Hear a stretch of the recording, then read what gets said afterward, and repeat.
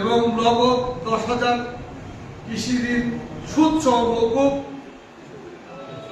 এরপরে খাল খনন, বৃক্ষরোপণ, অর্থাৎ এই প্রকৃতি, এই দেশ, এই কৃষক এবং সাধারণ মা বোনেদের জন্য যা ভালো করা যায় তা উনি শুরু করেছেন ইতিমধ্যে।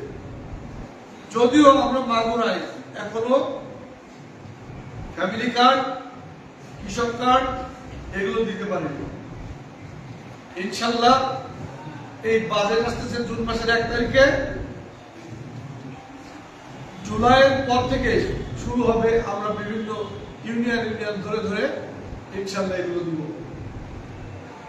ফলে মানুষের জীবনে একটা দারুণ আর্থসামাজিক পরিবর্তন আসবে। আমাদের লক্ষ্য এদেশের মানুষের সেবা করা। আমরা কিন্তু ক্ষমতায় আসিনি, আমরা দায়িত্ব নিয়েছি কেবলমাত্র। আমরা মানুষের সেবা করতে চাই, সেবক হিসেবে থাকতে চাই। আজকের এই প্রশাসনের যে কর্মকর্তারা রয়েছেন তারাও প্রজাতন্ত্রের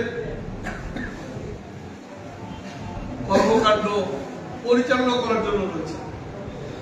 এই প্রজাতন্ত্রের যে সাধারণ মানুষ, তাদের কিসে মঙ্গল হবে তাই করার জন্যই ওনাদেরকে বাংলাদেশ সরকার নিয়োগ দিয়েছে। সেই জন্য আমরা যাই করব এদেশের মানুষের কল্যাণে করবো ইনশাআল্লাহ। আমাদের একটি উদ্দেশ্য, এদেশের কৃষক, এদেশের মেহনতি মানুষ, এদেশের সাধারণ মা বোনেরা যাতে নিরাপদ থাকতে পারে, একটি ন্যায় বিচারের শাসন প্রতিষ্ঠিত হয় এবং একটি দুর্নীতিমুক্ত সমাজ ব্যবস্থা গড়ে তোলা যায়, সেই লক্ষ্যে কাজ শুরু হয়েছে। আমি আপনাদেরকে আজকের এই দিনে আমাদের এই প্রশাসনকে ধন্যবাদ জানিয়ে আপনাদের মাঝে আমি যেটুকু দিলাম সেটা কিন্তু পরবর্তীতে আপনারা যারা লিস্টেড আছেন সবাই পাবেন ইনশাআল্লাহ। এবং তাই না, এই মাত্র কয়জন, 61 জন তো, এটাই কিন্তু না। আপনারা আমাদের জুলাইয়ের পরে আবার আমাদের যারা পায়নি, যারা আমাদের লিস্টে অলরেডি আছে অনেকেই, তাদেরকে আমরা পর্যায়ক্রমে দিতে থাকবো ইনশাআল্লাহ।